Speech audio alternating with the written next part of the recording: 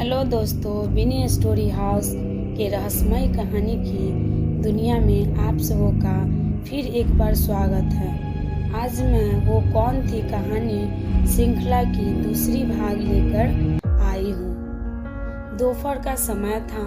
मैं अपने रसोई घर में खाना बनाने में मशगूल थी कि तभी अचानक फोन की घंटी जोर जोर से बजने लगी। मैंने फोन उठाया। उधर से महिला की आवाज थी, क्या आप दिव्या की मम्मी बोल रही हैं? मैंने कहा, जी बोलिए, मैं दिव्या की क्लास टीचर बोल रही हूँ। क्या आप अभी स्कूल आ सकती हैं? क्यों, क्या हुआ टीचर? टीचर ने जो कहा वो सुनकर मैं सन्न रह गई। पता नहीं आज दिव्या अजीब अजीब सी हरकत कर रही है। इतना सुनते ही मैंने हड़बड़ाते हुए कहा। मैंने अपनी गाड़ी निकाली और तेजी से दिव्या के स्कूल की ओर निकल पड़ी। दिव्या मेरी 5 साल की इकलौती बेटी है। रास्ते भर मैंने अनेक बुरे ख्याल उठ रहे थे, पता नहीं मेरी बेटी को क्या हुआ होगा। स्कूल पहुंचकर मैं सीधा दिव्या के पास पहुंची। वो मुझे देखते ही जोर से लिपट कर रोते हुए कहने लगी, मम्मी मैंने कुछ नहीं किया। मैंने उसके पुचकारते हुए कहा, हाँ बेटा, मैं सब जानती हूँ। मैं उसे लेकर सीधा टीचर के पास पहुंची। टीचर ने कहा कि आज इसने एक लड़के को मामूली सी बात पर गर्दन पकड़कर हवा में उठा दिया, जैसे लगता हो इस पर भूत सवार हो गया हो। आप एक अच्छे डॉक्टर से इसे दिखा दीजिए। अगले दिन मैं उसे लेकर डॉक्टर के पास गई। कुछ मामूली टेस्ट करने के बाद डॉक्टर ने जो कहा वो काफी चौंकाने वाला था। डॉक्टर ने कहा, ये काफी दिनों से सोई नहीं है, इसे आराम की जरूरत है। मैं घर आ गई और जोर देकर उससे पूछा तो उसने जो बताया वह सुनकर मेरी रूह कांप गई। उसने कहा, रात को जब आप लोग सो जाते हैं तो एक सुंदर सी आंटी आती है, मुझे गोद में उठाकर बाहर ले जाती है, फिर हम दोनों दूर घूमने निकल जाते हैं। वो बहुत अच्छी है, मुझसे बहुत प्यार करती है। उसने मुझे ये सब किसी को भी बताने से मना किया था।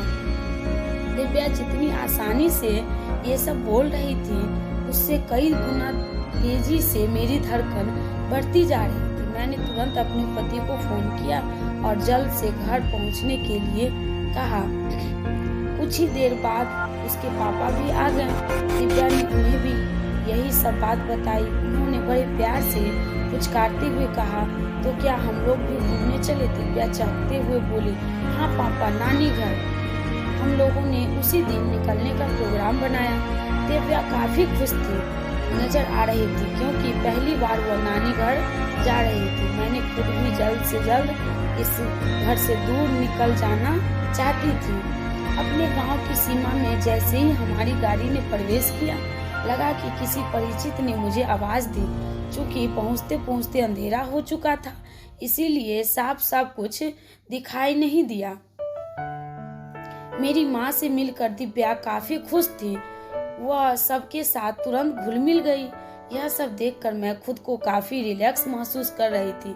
मैंने माँ को फोन पर ही सारी बातें बता दी थी। खाना खाने के बाद दिव्या नानी के पास ही रुक गई, क्योंकि मेरे भाई के बच्चे भी मेरी माँ के पास ही सोते थे, इसलिए मैंने भी ज्यादा दबाव नहीं दिया। लंबी यात्रा के कारण मैं भी काफी थक गई थी, इसलिए सोने चली गई। रात को अचानक मेरी नींद खुली। तभी लगा कोई मेरी खिड़की के पास से झांक रहा है। मैंने अपने पति को उठाया और वो गहरी नींद में थे। मैं हिम्मत करके दरवाजा खोली और बाहर निकली। देखा कुछ दूरी पर एक सफेद साया खड़ी है। मैं जोर से चिल्लाई, कौन है वहाँ? पर वो चुपचाप धीरे धीरे आगे बढ़ते हुए बाहर की तरफ निकल गई। मैं भी उसका पीछा किया। बाहर काफी तेज और रहस्यमयी रोशनी थी। सब कुछ धुंधला सा दिख रहा था। तभी मैंने देखा कि एक औरत एक बच्ची का हाथ पकड़कर रोशनी की तरफ बढ़ती जा रही है। मैंने उन दोनों के पीछे भागी। अचानक तेज रोशनी गायब हो गई। तभी वे दोनों रुक गए। मैं और पीछे मुड़कर मेरी तरफ देखकर मुस्कुराने लगे। उनको देखते ही मेरे होश उड़ गए, क्योंकि वो बच्ची और कोई नहीं, मेरी बेटी दिव्या थी। और उसके साथ मेरी बचपन की सहेली पूजा थी। वह मेरी बेटी को लेकर गहरे पानी की ओर बढ़ने लगी। मैं जोर से चिल्लाई, रुको पूजा, मेरी बेटी को छोड़ दो। इतना कहकर मैं पूरी आंखें मेरी नींद खुल गई। आंखें खुली तो खुद को अपने कमरे में बिस्तर पर पाया। दिव्या मेरे पास में ही खड़ी थी। वो मुझसे लिपटते हुए बोली, डोंट वरी मम्मा, मुझे कुछ नहीं होगा। मैंने भी उसे गले लगाकर कहा। सब कुछ पूरा सपना सा लग रहा था, पर इतने सालों बाद पूजा का मेरे सपने में आना भी एक सवाल सा था। मैंने अपनी माँ से पूजा के बारे में पूछा और माँ ने जो कहा वह सुनकर मुझे चक्कर आने लगा। तभी मेरी नजर अपने पहने हुए कपड़े पर पड़ी, जिस पर जगह जगह मिट्टी लगी हुई थी। मतलब रात वाली घटना सपना नहीं हकीकत थी। मुझे अब सारी बातें धीरे धीरे समझ आ चुकी थी, और साथ ही पूजा और दिव्या का भी।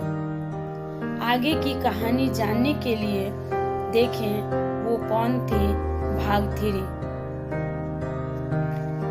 लाइक एंड शेयर करें एंड सब्सक्राइब करें। धन्यवाद।